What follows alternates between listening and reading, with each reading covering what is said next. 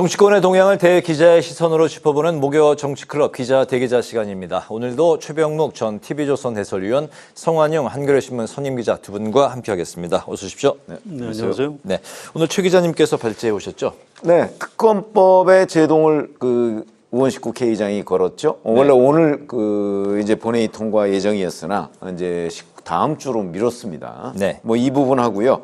그다음에 요새 한참 현안이 돼 있는 의료 갈등과 관련한 여야 의정 협의체에 대한 시각 차이, 이 두 가지를 다뤄보겠습니다. 네, 말씀하신 대로 김건희 여사 특검법, 해병대원 특검법을 추석 전에 본회의에서 처리하겠다는 민주당 계획에 이제 제동이 걸렸는데요.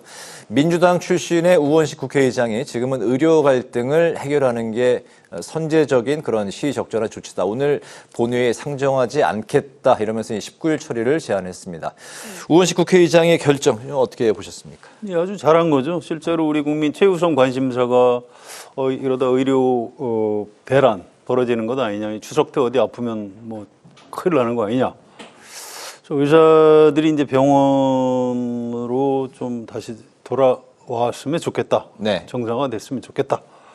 이게 최우선 관심사죠. 그래서 이 이른바 의료 대란으로 번지지 않기 위해서 이 수습을 해야 되는 게 우리 대한민국 국민이라면 누구나의 최우선 관심사라고 생각합니다. 네. 우원식 국회의장의 그 판단과 결정은 매우 적절했다. 이렇게 평가하겠습니다. 네네.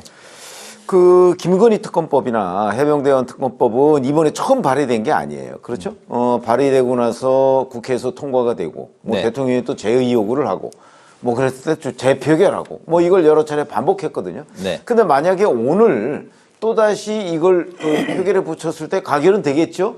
그러면 또 지난 두 번에 걸쳐서 반복했던 이게 도돌이 표식으로 이제 돌아올 가능성이 대단히 높거든요. 네. 자, 그러면 이제 국민들 입장에서 보면 뭐 지겹다 내지는 짜증난다 뭐 해결되는 건 없이 진전되는 건 없이 계속해서 어떤 정쟁만 양산하는 것 아니냐. 네. 아마 이런 평가가 저는 다수일 거라고 생각합니다.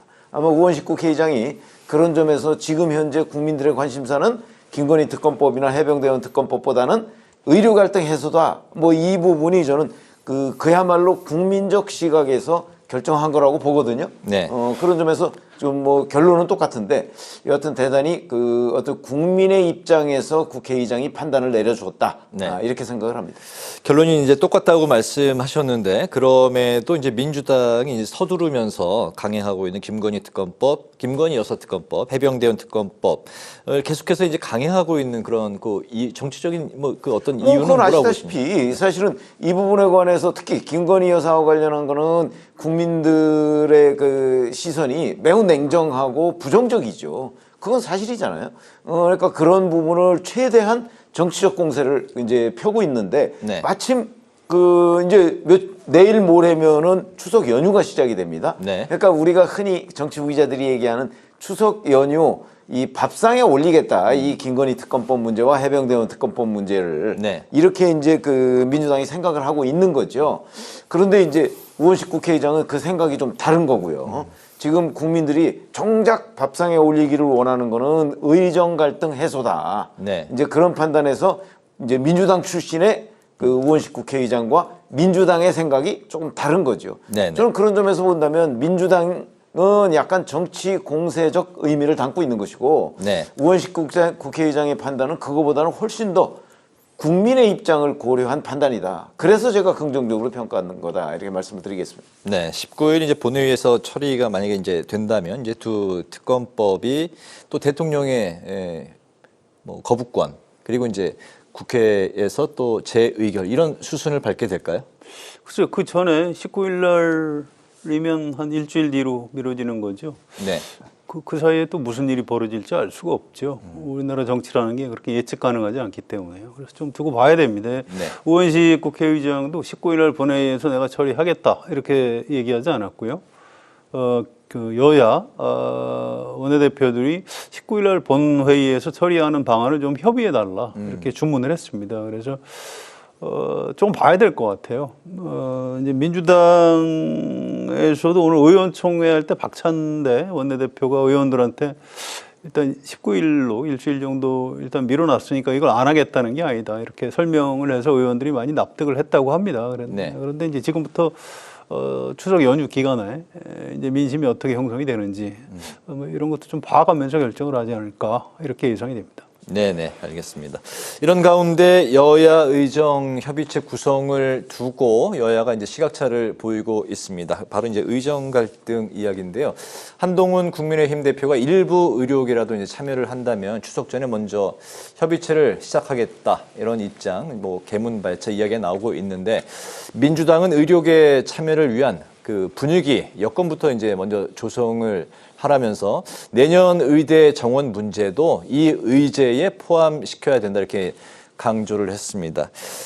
사실상 뭐 수시도 이미 시작이 된 상황에서 이게 의대 증원 바로 이제 내년 정원 문제부터 이게 이제 논의 의제로 포함시키는 게 가능할 것이냐 뭐 그런 이야기부터 포함해서 어쨌든 이 협의체가 좀 어떻게 구성이 되는 게 바람직하겠습니까? 그렇죠. 뭐 다 들어오면 좋은데 현실적으로 모든 단체 입장이 똑같지 않으니까요. 뭐 부분적으로라도 참여를 하면 일단 얘기를 시작하는 게 맞다고 봅니다. 네. 여기에 뭐 대통령 사과해라. 또 내년도 그 정원 문제도 의제에 포함시켜야 된다. 저는 포함시키면 된다고 봐요. 그 의제 포함시켜서 테이블에서 같이 얘기하면 되는 거 아닙니까? 이를테면 뭐 야당이라든가 뭐 의료 관련 단체에서는 그 테이블에 앉아서 네. 대통령 사과해야 된다 이렇게 요구할 수 있는 거고요. 그러면 이제 여당에서도 고민하겠죠. 이걸 대통령실에 얘기해서 뭐 꼭 대통령은 아니라도 뭐 비서실장이라든가 정책 담당하는 수석이나 이런 분들이 뭐 유감 표명을 좀 해주면 좋겠다. 뭐 이런 식으로 해서 네. 대화가 시작되는 게 지금 가장 중요합니다. 그래서 물론 그런다고 해서 지금 당장 의사들이 뭐 복귀하고 또 전공의들이 돌아온다고 해서 뭐 당장 응급실이 정상화되기도 어려워요. 그래서 저 상당 부분은 좀 우리 국민의 어떤 심리적인 게 굉장히 크다고 봅니다. 여기서 이제 대화를 시작하지도 못하면 네. 큰일 났다. 이거 이제 아프면 이 잘못하면 뭐 목숨이 위태로운 것 아니냐 이런 공포감 같은 게 올 수 있거든요. 그래서 지금은 일단 뭐 이런저런 전제 조건 달 때가 아니고요. 물론 한동훈 대표가 좀 지나치게 서두는 감이 있기는 해요. 뭐 성과에 급급하기 때문에 그렇기는 한데 그럼에도 불구하고 지금은 일단 협상 테이블에 앉는 게 중요하다. 대화를 시작하는 게 중요하다. 이렇게 생각을 합니다. 네, 10여 개 이제 의료 단체 중에 일부라도 참여를 하면 바로 출범을 시켜야 되는 게 뭐 그 그거는 뭐 대전제죠. 왜 그러냐면 의료계가 한 목소리를 내는 게 중요한데 의료계 한 목소리 낼 때까지 기다렸다가는 아마 영원히 출범 못 시킬 가능성도 있다고 저는 봐요. 네. 그렇기 때문에 어느 그 한두 군데라도 좀 관심을 가지고 그 전부 다 지금 의료계에서 이제 뭐 의사협회 요구사항 다르고 전공의협회 요구사항 다르고 뭐 다 달라요. 그러니까 이거를 뭐 그 내부에서 뭐 우선 민주당 주장대로 또 뭐 그러면 여건을 조성하라 그러면 뭐 예를 들어서 윤석열 대통령이 사과하면 의료계가 들어오나요? 전 그렇게 생각하지 않아요. 네. 그 모든 걸 대화의 테이블에 다 올려놓고 논의를 하고 그리고 거기서 결론을 내서 정말 윤 대통령이 뭐 이렇게 합의할 경우 윤 대통령 사과 필요하다. 그러면 그 문제까지도 한꺼번에 그 일괄 타결을 하지 않으면 네. 어느 하나를 하나 두 개씩 카드를 이렇게 빼먹기 시작하면요. 이 전체적으로 그 나중에 최종 합의에 이르지 못할 가능성이 저는 더 많다고 봅니다. 그러니까 이게 네. 일종의 협상의 기술이죠. 그런 점에서 본다면 네. 저는 여하튼 들어오는 대로 바로 우선 개물맞을차라도 하고 그리고 나서 이제 그 다음에 한 테이블에 모여서 할 수 있는 방안을 연구하고 또는 뭐 때로는 그 중에 안 들어온 그 협회나 뭐 이런 관계자들을 좀 국민적 차원에서 압박하고 뭐 이런 것들이 필요하지 않을까 싶습니다. 어쨌든 현재 이 상황에서 가장 그 핵심 포인트는 바로 내년도 2025년도 의대 정원 문제인 것 같습니다. 대통령실이 의대 증원 문제에 대해서 자유롭게 대화할 수는 있지만 백지화는 현실적으로 불가능하다. 계속돼서 일관된 목소리를 냈습니다. 의사 출신인 안철수 의원은 2025년 정원에 대해서 논의하지 않으면 의대생들과 전공의들은 전혀 복귀할 생각이 없다면서 이제 의료 붕괴냐 수험생 피해냐 둘 중 하나를 이제 선택해야 한다 이런 입장을 밝혔는데요. 대통령이 좀 결단을 내릴 가능성 어떻게 보시는지, 그리고 과연 이 상황 2025년도 의대 증원 문제 전공의들이 강경한 그 상황인데요. 좀 어떻게 보고 계세요? 근데 안철수 의원이 지금 의사협회장이신가요? 전 좀 납득하기가 어려워요. 이 정치인이면 뭐 이제 갈등을 좀 조정하고 대안을 좀 내고 이런 얘기를 해야죠. 이걸 무슨 의료 붕괴냐 수험생 피해냐 이걸 선택해야 된다. 아니 지금 이 전체 상황에 대해서 무슨 심판관입니까? 좀 굉장히 좀 납득하기 어렵고요. 뭐 이쯤 되면 이분이 이제 좀 정치를 너무 오래 하셔서 그런가요? 좀 이게 좀 그 너무 발언이 좀 부적절한 것 같아요. 전 굉장히 지금 뭐 여야를 막론하고 네. 비판 여론이 굉장히 좀 강하게 나오는 걸로 알고 있습니다. 정치인은 어떤 그 갈등 상황이라도 대화와 타협을 유도해서 좀 조정을 해내고 새로운 길을 모색하고 이런 고유의 어떤 역할이 있는 그런 직업군입니다. 그런데 지금 의사들 편을 들어서 정부가 어느 한쪽 편을 선택을 해서 뭐 의료 붕괴냐, 뭐 수험생 피해냐 선택을 해라. 이런 식으로 윽박지르는 게 이게 맞는 자세입니까? 저는 그걸 굉장히 비판적으로 볼 수밖에 없습니다. 네. 또 실제로 이렇게 되지도 않을 겁니다. 현재 상황이 이렇지도 않고요. 네, 안철수 의원의 그 기자회견 그 발언과 그렇다면 대통령은 최후 뭐 어떤 결정을 내릴 것 같습니다. 아니 일단 대통령이 내릴 결정 중에 네. 뭐 내년도 의대 증원을 백지화하겠다 이런 결정은 안 내릴 거예요. 그건 뭐 아주 확실합니다. 그렇다면 전공의들이 돌아올 가능성도 없다는 아니 거 아닌가요? 그러니까 아예 그렇지 않죠. 지금 전공의들이 돌아오지 않는다 얘기하는 거는 네. 일종의 저는 협상의 기술이라고 봐요. 아, 그렇습니까? 지금 수시 모집 시작했는데 그리고 수많은 그 수험생들이 지금 그 내년도에 의대에 들어갈 거라고 다 공부하고 원서 내고 다 했는데 네. 그걸 백지화하면 이건 나라도 아니에요. 그렇기 때문에 네. 저는 안철수 의원이 본인이 의사잖아요. 그래서 의사이자 국회의원인데 역시 지금 말씀하신 대로 의사의 한계를 못 벗어났다 이렇게 봅니다. 지금 안철수 의원이 여기서 이런 얘기를 할 게 아니고요. 네. 이 의정 갈등의 해법은요. 뭐 아니면 도. 예를 들어서 의사의 완승 또는 뭐 대통령실의 완승 이렇게 끝나지 않아요. 어차피 양쪽에서 조금씩 양보하지 않으면 끝날 수 없는 의제예요. 네. 이게 안철수 의원은 지금 거의 뭐 어느 한쪽의 완승으로 끝내야 된다. 그것도 의사들의 완승으로 끝내야 된다는 쪽에 상당히 경도돼 있잖아요. 저래 가지고서는 문제가 해결되지도 않고요. 네. 저거는 국회의원의 자세도 아닙니다. 의사의 자세일 뿐이에요. 그런 점에서 본다면 그 적어도 국정을 다루는 그 사람이라면 이 부분에 관해서 어떤 그 접근법이 양쪽이 그 의견을 접근시킬 수 있는 방법이 뭔가 이걸 찾아내는 게 국회의원의 책무다. 이렇게 말씀을 드리겠습니다. 양쪽의 그 양보를 이제 말씀하셨는데 그렇다면 이제 정부가 양보해서 좀 전공의들을 끌어들일 만한 그런 아니 그게 그게 어떤 게 이제 예를 들어서 2026학년도 뭐 의대 정원을 뭐 어떻게 한다든지 아니면 앞으로 장기적으로 의사를 증원시켜야 한다는 건 국민적 요구예요. 그러니까 장기적으로 의대 정원을 어떻게 하고 중간에 뭐 유예 기간을 둔다든지 다양하죠 방법은. 현재로서는 2026년도부터의 의대 증원 갖고는 전공의들은 지금 꿈쩍도 안 하는 상황 아닙니까? 아니 그거는 협상 테이블에 들어오기 전까지의 얘기라니까요. 테이블로 그러면 달라질 수 있다. 백조하지 않으면 안 들어온다.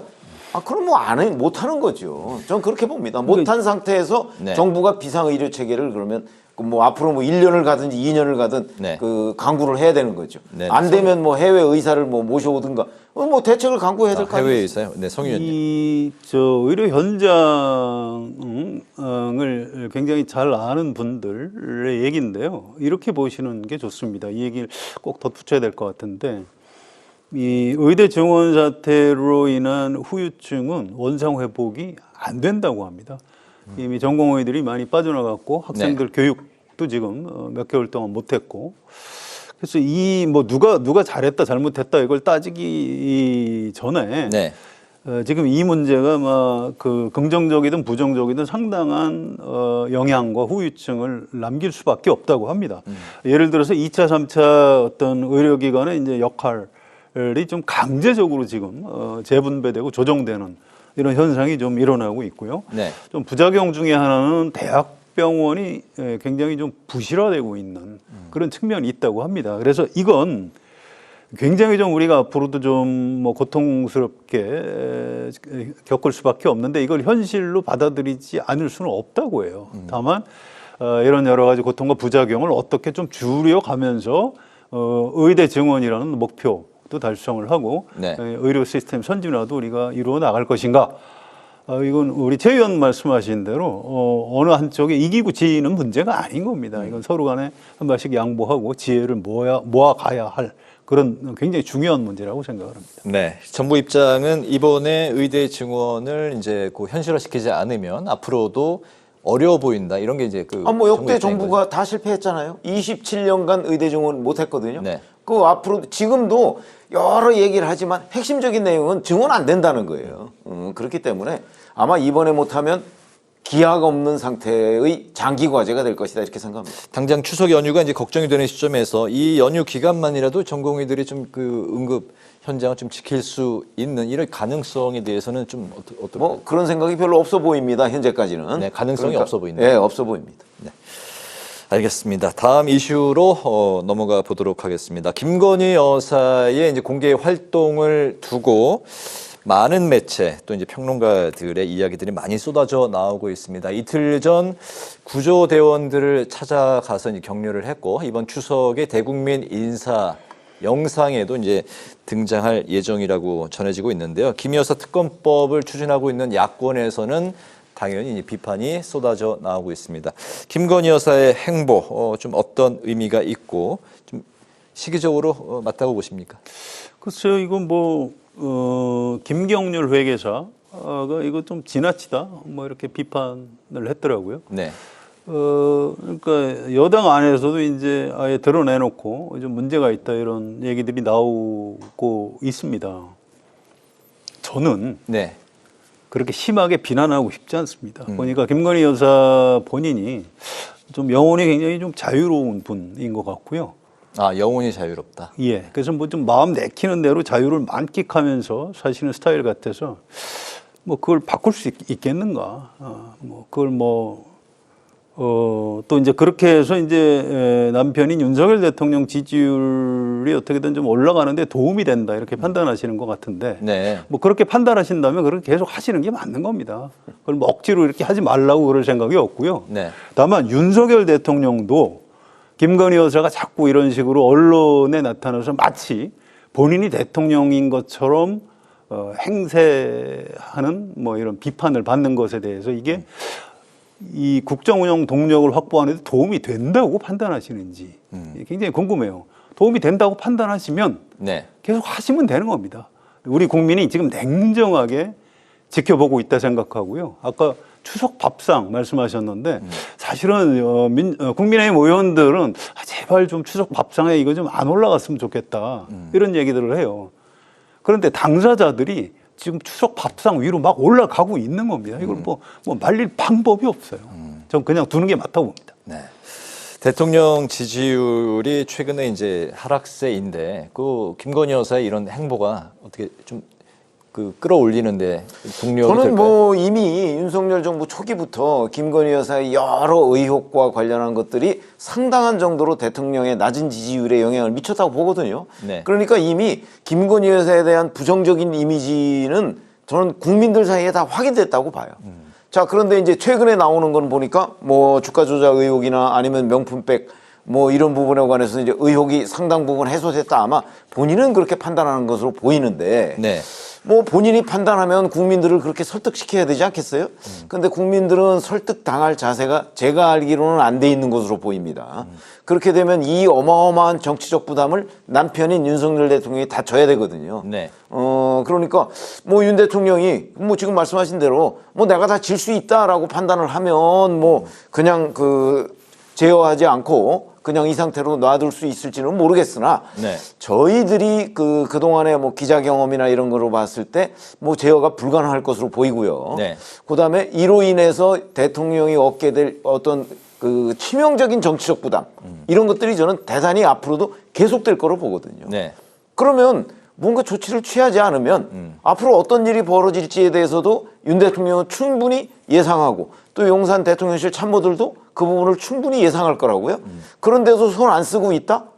그러면 이제 감당할 수 없는 상황까지도 상정을 해야 될 아마 그런 위기에 처할 수도 있다고 저는 봅니다. 네, 계속된 그 행보에 언론들이 호의적인 그런 이제 그 시각들이 별로 없는 것 같습니다. 조선일보에서도 무슨 어느 특정 언론을 거론하는 게 아니고요. 네. 이미 국민 정서로 확인이 됐잖아요. 그럼에도 여론조사 계속 이런 등등. 행보를 보이는 김 여사의 생각은 어떻다? 아니 그러니까 제가 말씀드렸잖아요. 본인의 독특한 생각이죠. 이제 오늘 주가 조작 관련해서 2심 선고가 나왔고요. 네. 그다음에 명품백 수심이 결정 나왔고 그러니까 의혹 대부분 해소됐다. 뭐 그렇게 생각을 하는데 국민들은 그렇게 생각하지 않는다 이거죠. 그 거리감 때문에 생기는 일이라고 생각합니다. 네, 본인의 이거는요, 정진석 비서실장하고 홍철호 정무수석 이런 정무참모들이 이건 직을 걸어야 됩니다. 사실 이번에 윤석열 대통령이 22대 국회 개원식에 안 온 것 때문에 지금 상당히 큰 파장이 일어난 셈인데요. 네. 뭐 그거는 그냥 이제 넘어갔으니까 그렇다고 치고 이 김건희 여사 문제에 대해서 정무적인 판단을 잘 해서 직을 걸고 대통령한테 좀 쓴소리를 해서라도 올바른 판단을 할 수 있도록 해주는 것이 정진석 비서실장, 홍철호 정무수석의 역할이라고 생각합니다. 오늘 도이치모터스 전주가 2심에서 주가 조작 방조 유죄 판결로 징역형에서 이제 그 집행유예 판결을 받았는데 이게 이제 김 여사에는 어떻게 영향이 있을 거라고 보십니까? 뭐 영향이 있다고 법조인들이 그러는데요. 뭐 검찰에서는 그건 좀 따져봐야 된다 이렇게 얘기를 합니다. 그래서 검찰이 최종적으로 어떻게 결론을 내는지 좀 봐야 될 것 같습니다. 뭐 검찰이 굉장히 좀 부담을 안게 됐다. 그거는 틀림없다 이렇게 보고 있습니다. 네네. 뭐 관련 말씀 없으시면 다음 이슈로 갈까요? 네. 네, 알겠습니다. 마지막 이슈는 이재명 민주당 대표의 전국민 25만 원 지원금에 대한 건데요. 최근에 이제 이 대표가 차등 선별 지원이라도 하는 게 낫다면서 이제 정부에 촉구하고 본인의 앞선 입장을 이제 조금 이제 선회해서 바꿨습니다. 선별 지급은 이제 앞서서 김동연 경기지사가 이제 주장한 바가 있는데요. 그렇기 때문에 좀 외연을 확대하고 좀 포용하는 이런 의도가 있는 것이 아닌지. 그리고 이제 김부겸 전 총리가 25만 원 지원금의 재원 마련에 대해서는 이제 부정적인 입장을 오늘 언론사 인터뷰를 통해서 밝혔는데요. 차등 선별 지원의 이런 정책 좀 어떻게 바라보고 계시는지 두 분의 마지막 말씀 들어보겠습니다. 지금 25만 원 지원법이라는 것이요. 이제 재원은 13조 원이 듭니다. 그런데 13조 원을 갑자기 어디서 지금 결국은 다른 예산 사업을 희생하고 13조 원을 가져와야 되지 않겠습니까? 그래서 김동연 경기도지사와 김부겸 전 국무총리가 이 부분을 반대하는 거고요. 그리고 선별 지원 얘기하는데 지금까지 있는 어떤 중하위 계층에 대한 지원 이런 거 현재 있거든요. 네. 그리고 이런 복지 시스템 외에 추가로 25만 원을 또 지원하자. 아마 이런 부분은 대단히 많은 논란을 겪고 그렇게 되면 또 추가 재원이 필요한 거 아니겠습니까? 네. 그런 점에서 본다면 아마 지금 이재명 대표가 지금 현재의 복지 대책 말고 추가로 25만 원 지원하자? 글쎄 그거는 아마 대통령실이 안 받아들일 가능성이 저는 높다고 보고요. 네. 아마 이미 있는 복지 대책들이 있으니까 그걸 조금 더 두텁게 하는 아마 이런 정도의 제3의 대안이 나오지 않을까 싶습니다. 차등 선별 지원에 대해서는 정부 여당도 동의했던 거 아니에요? 동의했던 건데 네.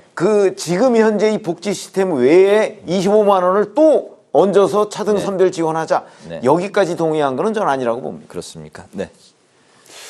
글쎄요, 이재명 대표가 한 발 물러선 거니까요. 이거를 정부 여당에서도 전 받아들였으면 좋겠어요. 이거를 총선에서 민주당이 압승하고 나름대로 이제 야심차게 내놓은 법안인데 네.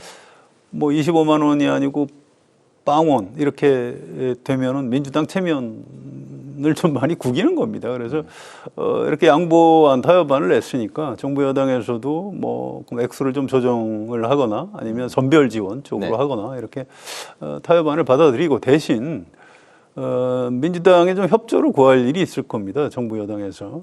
뭐 그렇게 해서 이런 제안 자체를 어떤 그 대화 타협의 정치를 복원하는 계기로 삼았으면 좋겠다 이런 생각 갖고 있습니다. 알겠습니다. 마무리로 이제 두 분의 한 줄 논평을 듣고 마무리하겠습니다. 네, 송 기자님부터 들어볼까요? 네, 지금 하던 얘기의 연장인데요. 어쨌든 뭐 선별 지급이라도 하면 민주당이 뭐 좋은 일일 테고요. 뭔가 이제 성과를 내는 거죠. 그 대신에 정부 여당에서 필요한 어떤 협조 요청을 해서 민주당 이재명 대표가 들어주면 또 정부 여당 쪽에 성과가 되는 겁니다. 네. 그래서 오늘 제 한 줄 논평은 정치는 주고받는 것이다라고 하겠습니다. 알겠습니다. 네, 추 의원님. 네, 저희가 지금까지 이제 김건희 여사 특검법, 그다음에 해병대원 특검법에 대해서 이제 그 논의를 했고, 네. 우원식 국회의장이 이 부분에 대한 오늘 표결보다는 뭐 사실은 그 여야 그 의정 갈등 문제를 그 해소하는 뭐 그 문제에 집중하는 것이 더 필요하다 그래서 일주일 연기를 했는데 네. 뭐 그 부분에 대해서 이제 긍정 평가를 저희가 했잖아요. 그에 대해서 저는 한 줄 논평을 그 말씀드리겠습니다. 국회의장의 중립적인 민심 판단이다 이렇게 평가하겠습니다. 알겠습니다. 목요 정치클럽 기자 대기자, 지금까지 최병묵 전 TV조선 해설위원, 성환용 한겨레신문 선임 기자와 함께 오늘의 전국 현안을 살펴봤습니다. 이번엔 그 추석 연휴가 좀 길긴 하지만 저희는 연휴 끝나고 다음 주에도 방송이 또 예정이 돼 있네요. 예, 알겠습니다. 다음 주에 뵙도록 하겠습니다. 오늘 수고 많으셨습니다. 네.